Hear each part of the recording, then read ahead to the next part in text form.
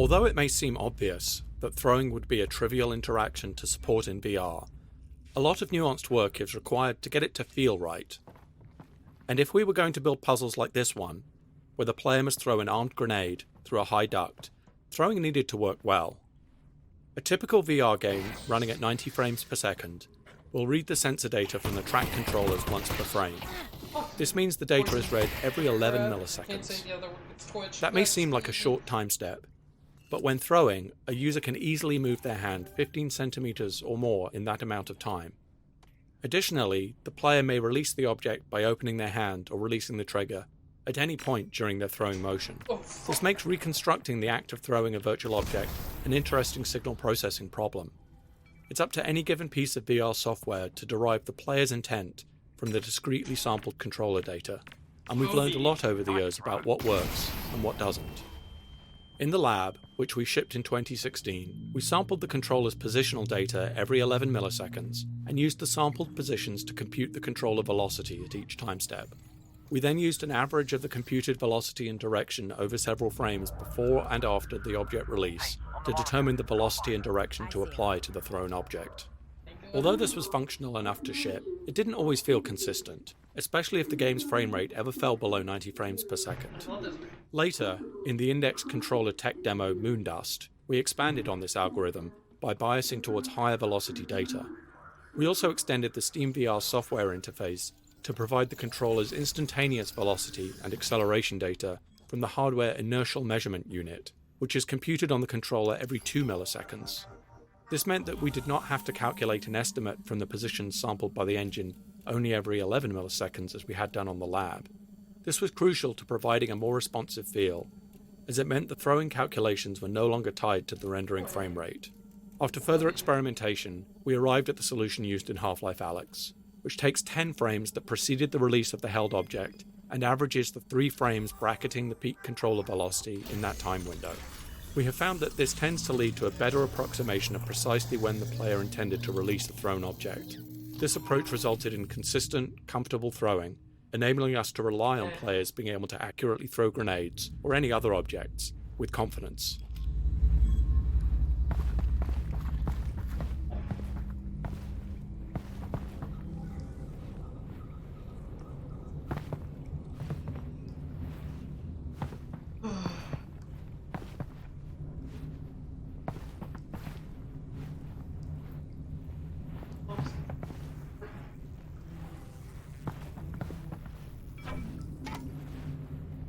Boy.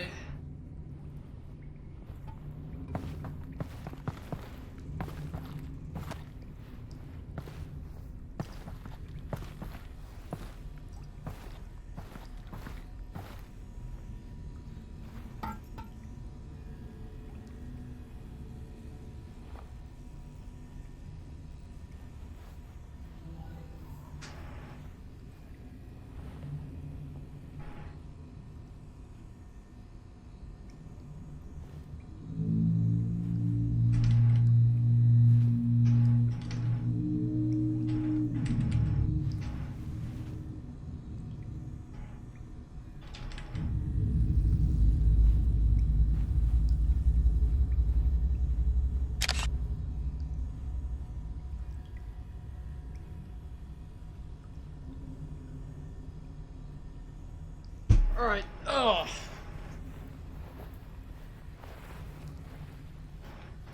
the hand's going nuts.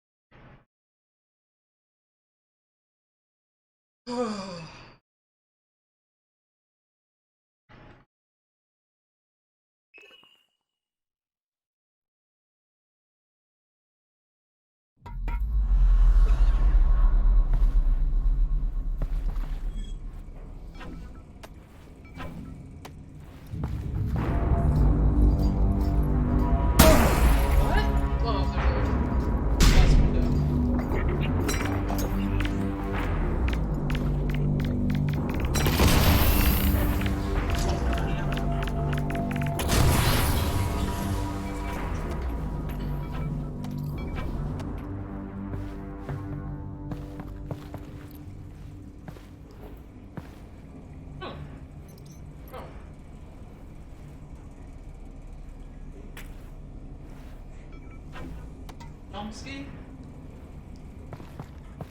Is easier than I thought it'd be.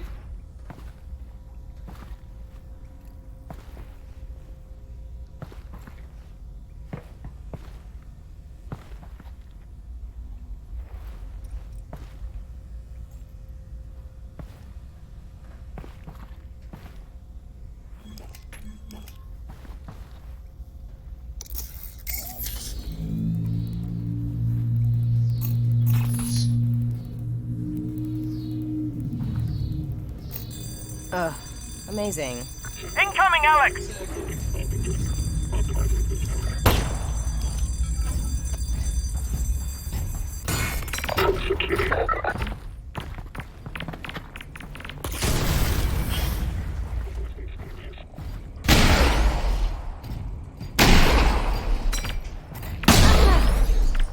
Blast from my end.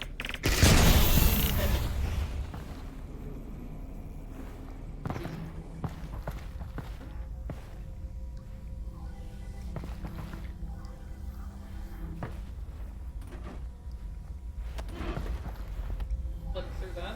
Unfortunate. This optional toner puzzle is intended to train players not to blindly click on each junction without first understanding the implications. This particular puzzle is designed to have the side effect of tripping a fire alarm if the player merely clicks on each toner junction they encounter without looking ahead.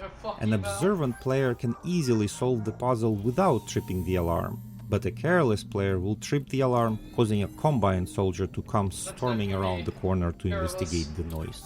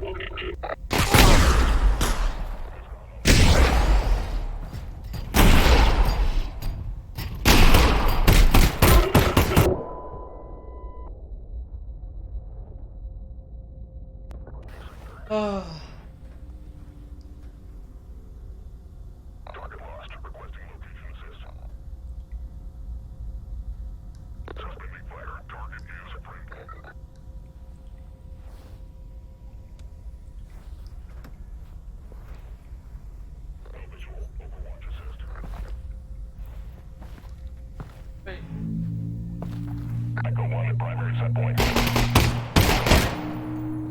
Proceeding on infected.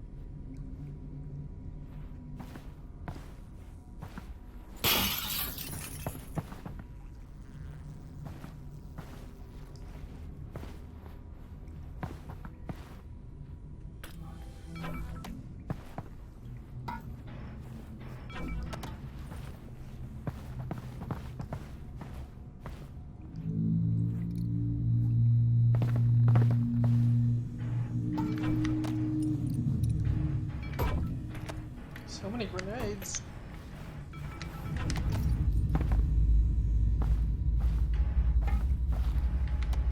Oh, fuck. Probably just ear raped somebody. I'm sorry, whoever that was. If there is anybody.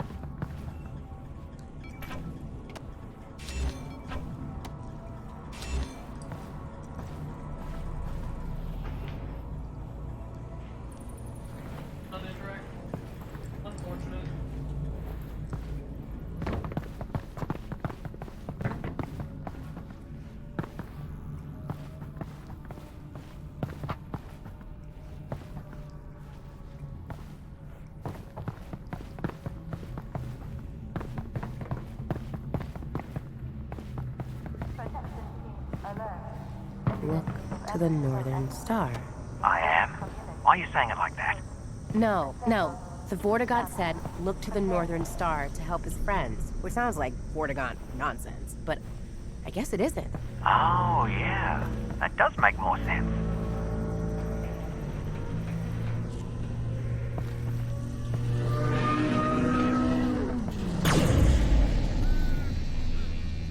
That's some sort of combined substation. They usually generate power and host security protocols. Like the power and security you need for a giant vault. Yeah. Crazy. That works.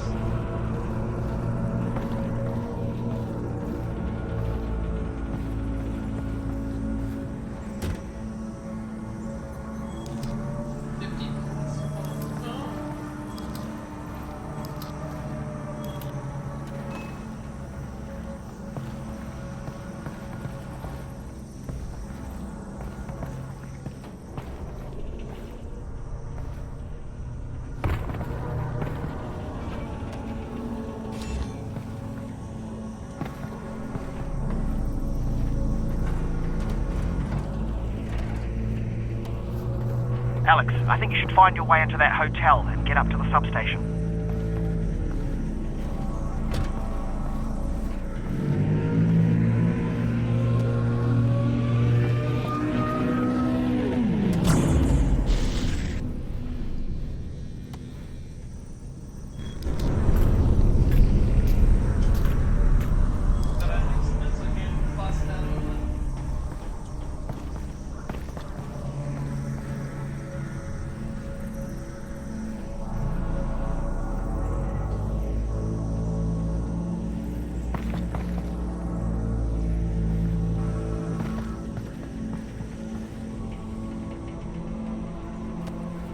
Typical players spend up to 2 hours progressing through the interior spaces of the Northern Star Hotel, and we found in playtests that they often had trouble remembering their next goal of disrupting the Combine substation above.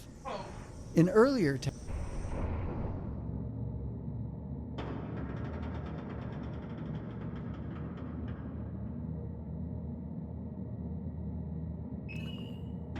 above. In earlier tests, the vault constantly reminded players of its presence by emitting a repeating abstract musical pattern.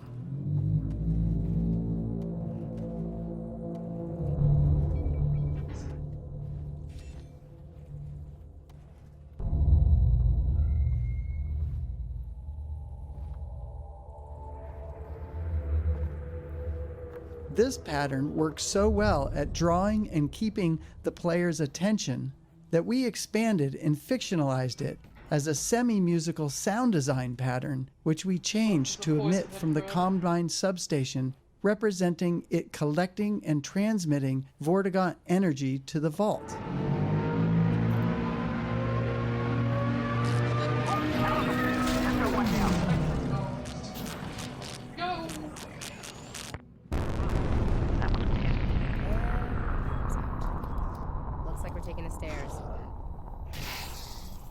While in the hotel, the player does not have line of sight to the substation, so we repeat this sonic pattern at varying volumes within the hotel as a reminder of both the Combine substation and the vault outside.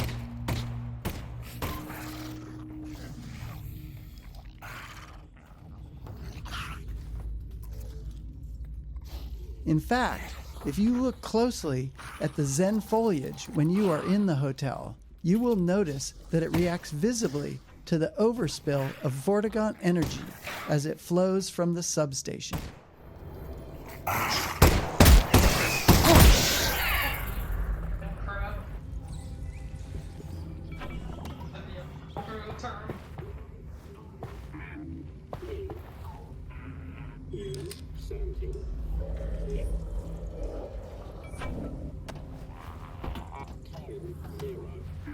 We knew from previous VR projects that players would expect a high level of fidelity from their interactions with objects in the world, and during early testing of Half-Life Alyx, we received comments that objects were not making the sounds that players expected, given an object's material, size, and assumed weight. This led us to a more granular approach to physics sounds than we had used in prior products. For example, in the past we would have used a single physics sound for all objects of a certain size and material. So we would have had one sound to represent collisions of small metal objects, another sound for large wooden objects, and so on. For Half-Life Alyx, we built up a new library of object-specific And sounds stairs are out. so that we could distinguish between similar objects, like a piece of silverware and a small metal can. Not only do we now have a library of almost 2,000 object-specific physics sounds, covering over 160 different objects, but we can further alter the sound at runtime based on an object's impact velocity and the hardness of the material it collides Here we with. go. In some cases, we even layer in sounds representing an object's contents, such as matches in a matchbox or fuel in a jerry can, which can be heard when those objects are shaken by the player or collide with something at high velocity.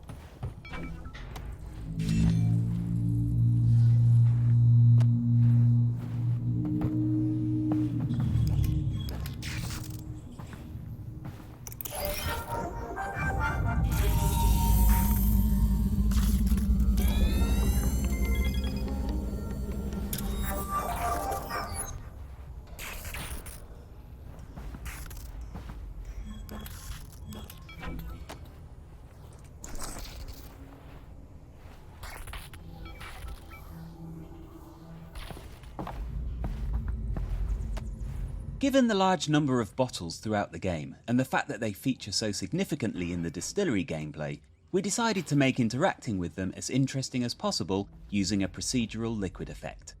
Each bottle is assigned a random fill level, and values for the amount of liquid agitation and foaming are calculated based on the bottle's movement. This is stored in the object's tint colour, which is otherwise unused. The shader calculates the liquid level based on the bottle's orientation in game.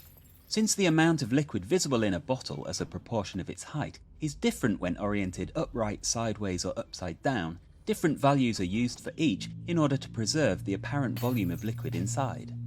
The liquid's surface is then displaced by a number of sine waves, modulated with the agitation value to create rippling waves. The areas determined to contain liquid, as opposed to air, take on the colour and refraction index values of that liquid. Bubbles and foam effects are added based on the agitation and foaming values. These are procedural and can be modified to create a variety of different behaviours. Several layers of bubbles are created in a local view space relative to the object, so that they're stable from frame to frame, and can always move upwards relative to gravity. Artists can set a variety of parameters per liquid, such as colour, glow, foaming potential, wave properties, and a meniscus at the surface of the liquid which curls up around the edges of the volume, helping to communicate the viscosity of the liquid. The refracted environment seen through the glass and liquid is sampled from the same cubic environment map of the local area that's used for reflections, and so the bottles are effectively opaque and do not have to blend with the frame buffer in the way that transparent objects normally do. This was a strategic design choice, as along with storing the physics data in the tint colour, it means that the bottles can be rendered together as a batch in arbitrary order, which is critical for graphics throughput. In the end, the refractive liquid effect allows for a variety of interactions to take place at a fidelity that is especially compelling with tracked hand controllers in VR.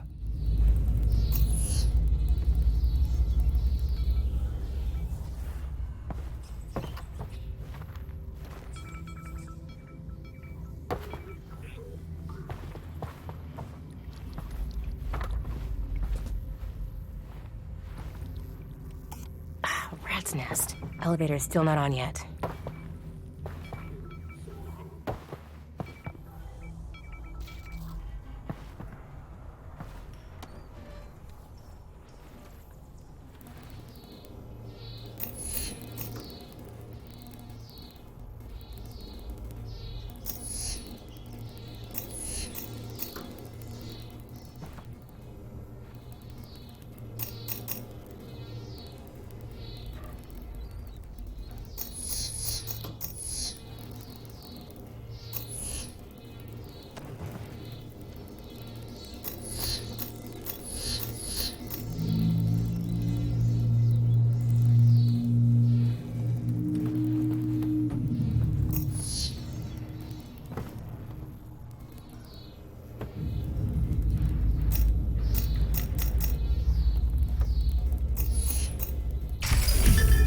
Power's back on.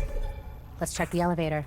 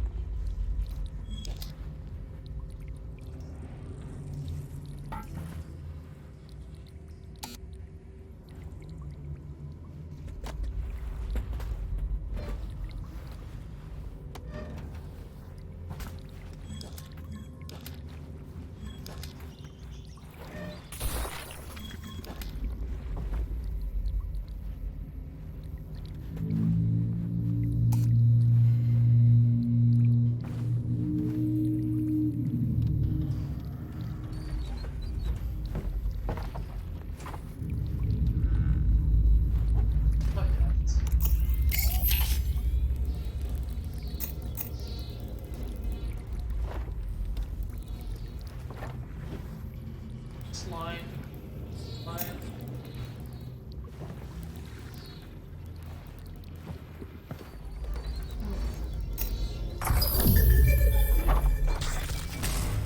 Boom. Power back on.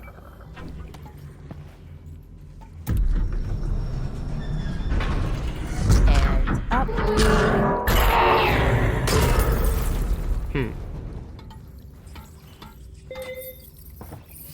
Looks like we're taking the ladder.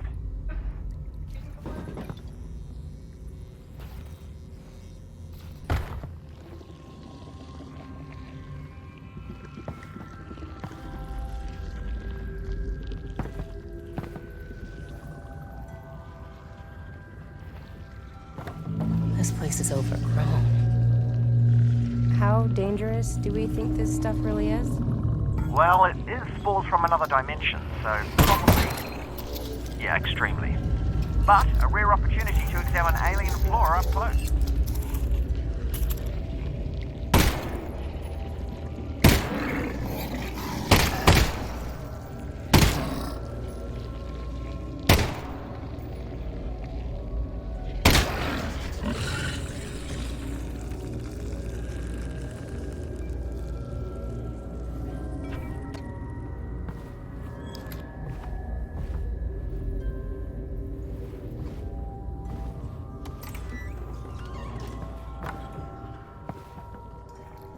I can't leave Noam Chomsky. No. No shot. I leave him.